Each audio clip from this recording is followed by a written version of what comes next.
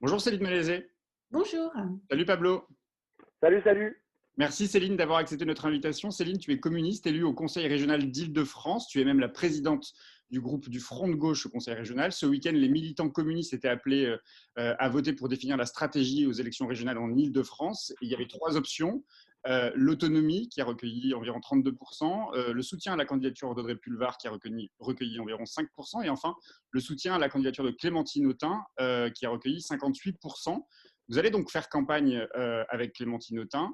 Comment tu expliques ce choix majoritaire, très majoritaire chez les communistes en faveur d'un soutien à la candidature d'une députée de la France insoumise? En fait, il faut un peu rembobiner le film parce que les communistes ont toujours eu une implication régionale assez importante. Voilà, on considère, même si ce n'est pas un échelon qui est le premier à être regardé quand on parle de collectivité territoriale, mais on considère que la région est importante, notamment sur les questions de transport. Et les communistes ont toujours eu une appétence pour les questions de politique publique des transports. Et à partir du mois d'octobre, on a posé la question d'un rassemblement le plus large possible à gauche et chez les écologistes à travers un appel qui s'intitulait pour un printemps francilien, sur lequel on avait rassemblé un spectre assez large de signatures, dont la signature de Clémentine, dont la signature de socialistes, écologistes, du PRG également. Et puis après, force est de constater que l'unité est un long chemin, difficilement praticable, surtout proche d'une échéance présidentielle.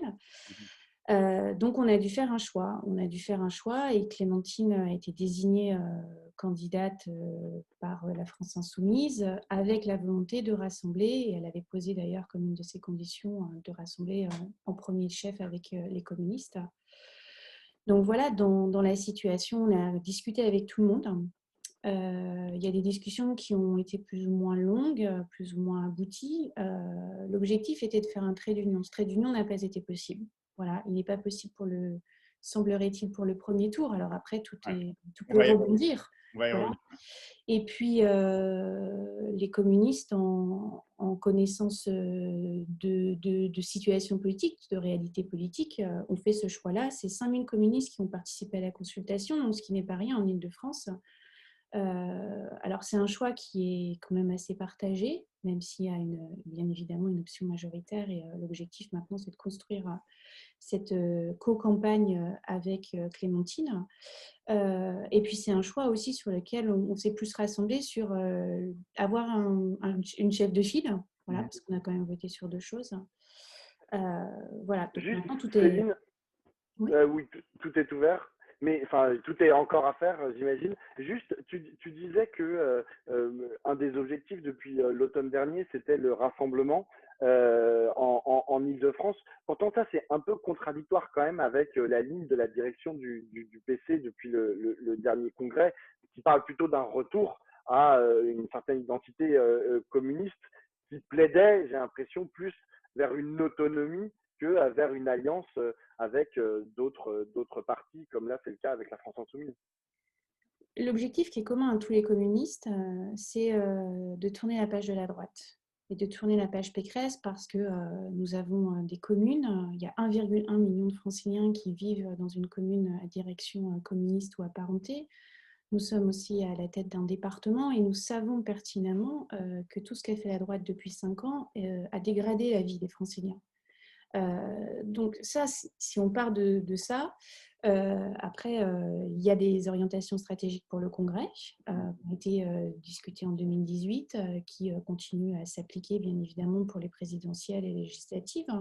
Mais sur les collectivités territoriales, on parle aussi des réalités locales. Ce qui n'empêche pas d'ailleurs dans d'autres régions d'avoir des rassemblements alors à géométrie variable, parce qu'aujourd'hui la gauche c'est compliqué, parce que les écologistes c'est compliqué, parce qu'il y a des clivages, parce qu'on n'arrive pas à se rassembler de façon à la fois pas forcément naturelle, mais sur des programmes où il y a des divergences, où il y a des feuilles de papier qui font des différences entre nous, mais qui sont quand même très fines.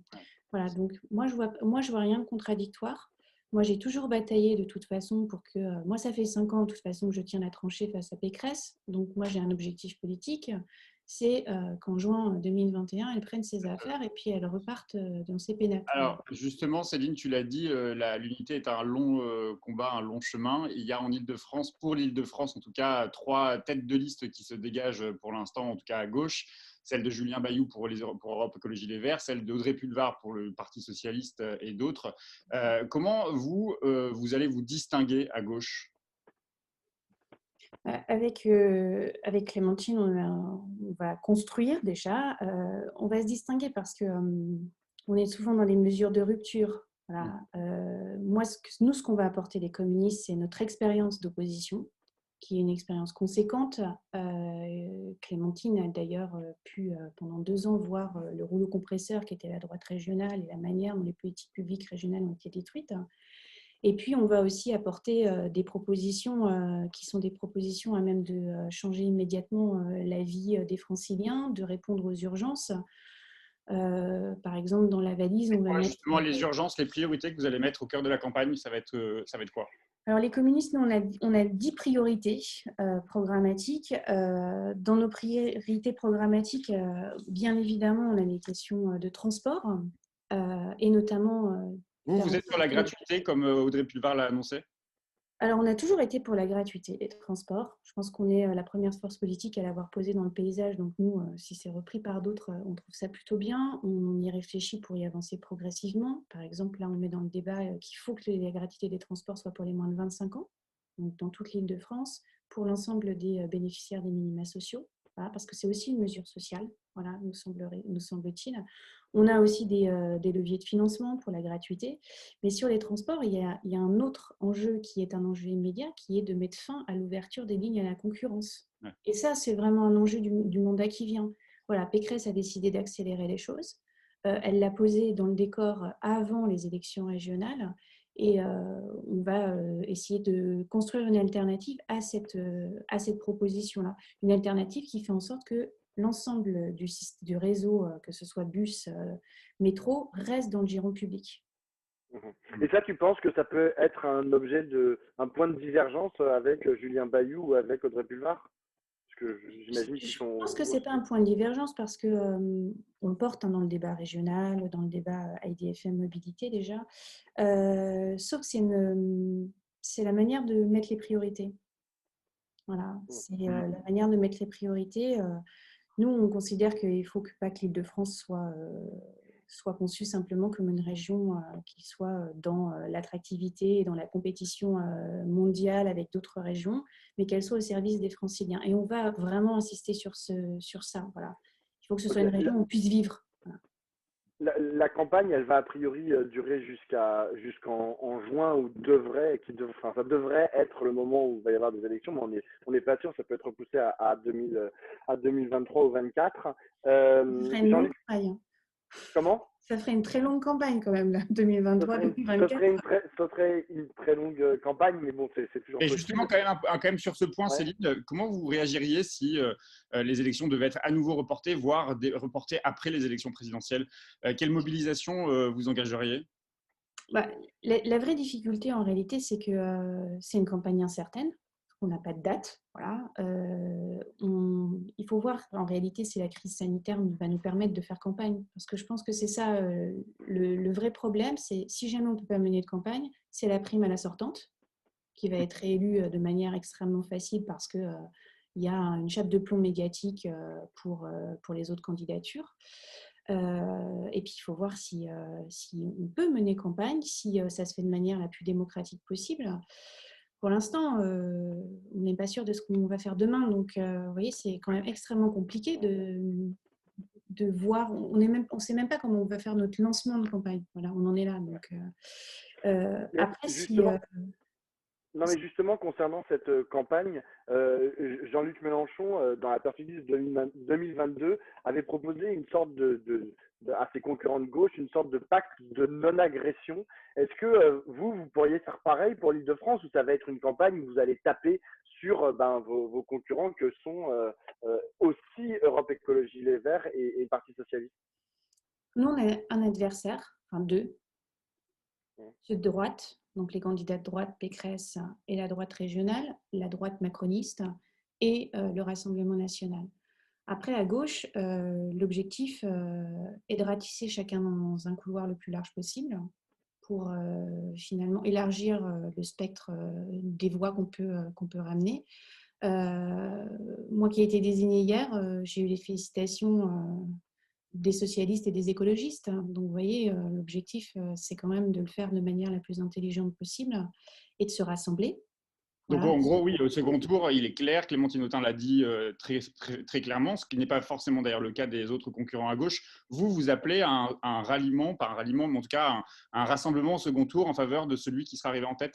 On appelle à un rassemblement, à ce qu'on appelle une fusion politique autour d'un programme, d'un pacte programmatique, voilà, à même de changer la vie sur des questions de logement, sur des questions de transport, sur des questions de lycée, voilà. Et vous avez eu des réponses de Julien Bayou et d'Audrey Pulvar sur cette possibilité d'un rassemblement de second tour? On en a discuté longuement parce que nous, c'était une des conditions aussi pour laquelle on voulait savoir si nos partenaires potentiels étaient, enfin, dans le cadre du rassemblement qu'on a choisi, si c'était vraiment acté. Donc, Clémentine a toujours été claire sur ça. Moi, j'ai eu des discussions avec les écologistes et les socialistes. Ça leur semble naturel. Voilà. Ce n'est pas le moment, à mon avis, pour eux de le dire, ce qui est dommageable, me semble-t-il, notamment pour l'électorat de gauche et écologiste. Mais ça leur semble naturel. Voilà. Comment est-ce que vous allez construire vos listes en Ile-de-France avec à la fois le pôle insoumis, le pôle communiste? J'imagine aussi qu'il va y avoir des personnalités, enfin des citoyens non encartés dans dans aucun de ces deux mouvements ou partis. Comment vous allez construire tout ça? À égalité, insoumis, communiste? C'est en cours de discussion. La règle de la construction, c'est la parité. Voilà, la parité politique, la parité homme-femme aussi, bien évidemment, mais la parité politique. Bien évidemment, avec une association la plus large possible d'acteurs locaux, de militants engagés sur des luttes locales ou sur des thèmes dans les lycées, sur la question du logement, sur la question des quartiers populaires. Mais c'est en cours de discussion. C'est en cours de discussion avec la manière aussi dont le dispositif de campagne va se mettre en place, qui sera également aussi à parité. Toi qui connais bien la région, tu l'as dit, hein, tu as fait 5 ans face à Valérie Pécresse. J'imagine que ça a dû être dur. Valérie Pécresse, elle laisse quoi comme région? C'est quoi qu'est-ce qu'elle a construit au cours de son mandat? Quel bilan elle va laisser? Elle laisse une région qui s'est présidentialisée à outrance. Ça, c'est sa méthode, voilà, sa manière de faire avec un autoritarisme très accouplé au libéralisme.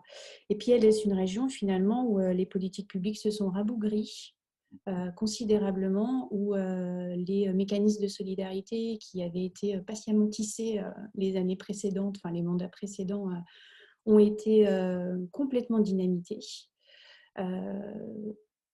Sur la question du logement social, par exemple, aujourd'hui, il y a plus de 700 000 franciliens qui sont demandeurs de logement social. Voilà, 70% des franciliens, d'ailleurs, peuvent y avoir accès. Et Pécresse, dans son bilan, elle a coupé, mais de façon extrêmement importante, elle a sabré sur le logement social, elle a divisé par 3 les crédits. Ce qui fait en réalité qu'entre 2016 et 2018, sur les derniers chiffres que l'on a, la production de logement social en Île-de-France a baissé de 20%. Voilà, ça c'est un exemple assez symptomatique de ce qu'elle a fait. Un autre exemple, pour donner un autre chiffre, la région donne une dotation au lycée, qui est aussi une grande compétence régionale. La dotation au lycée, pour le nombre, ramené au nombre de lycéens, a baissé de plus de 20 € en 5 ans. Voilà. Moins 100 millions aux associations. La destruction des emplois des emplois associatifs qui ont été dynamités dès la première année. Voilà, c'est un vrai rouleau compresseur. Et même sur des domaines où on attendrait plus la droite aux côtés des entreprises, en réalité, elle a même baissé le soutien aux TPE-PME. Par contre, aux grands groupes, Total, Air Liquide ont eu plusieurs centaines de milliers d'euros de façon assez régulière. Voilà, c'est vraiment une région qui a été malmenée, une région où les inégalités se sont accrues.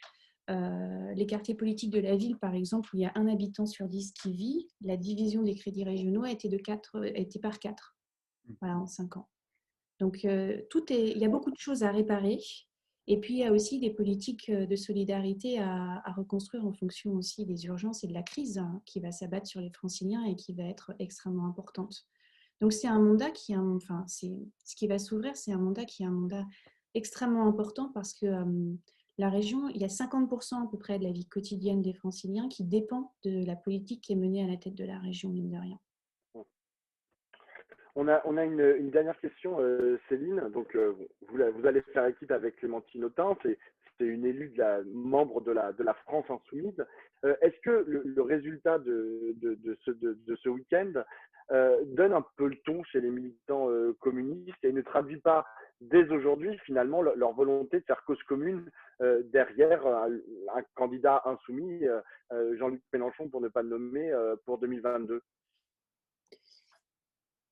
Cette élection régionale, on l'a prise pour ce qu'elle est. Dans la situation dans laquelle on est, où les différentes forces politiques sont ce qu'elles sont, ce qui est aussi le cas de Clémentine dans les discussions, on va à l'élection régionale. Peut-être qu'il y a une partie des militants communistes qui sont dans cette optique-là.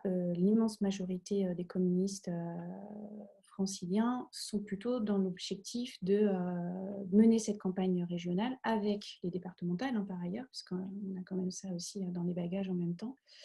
Mais ça n'augure de rien pour la suite, ni en négatif ni en positif par ailleurs. Voilà. Je pense que le paysage politique va encore subir des bouleversements assez considérables à gauche d'ici 2022. Voilà. Et puis nous avons aussi une consultation sur les échéances 2022 qui s'ouvre en parallèle, et pour autant ça n'a pas empêché d'avoir ce type de rassemblement en Île-de-France. Voilà. Mais je crois qu'il ne faut pas lire plus loin que le vote, la consultation des militants qui était sur la question des régionales. Merci beaucoup, Céline. Donc. Merci beaucoup. Merci, à bientôt.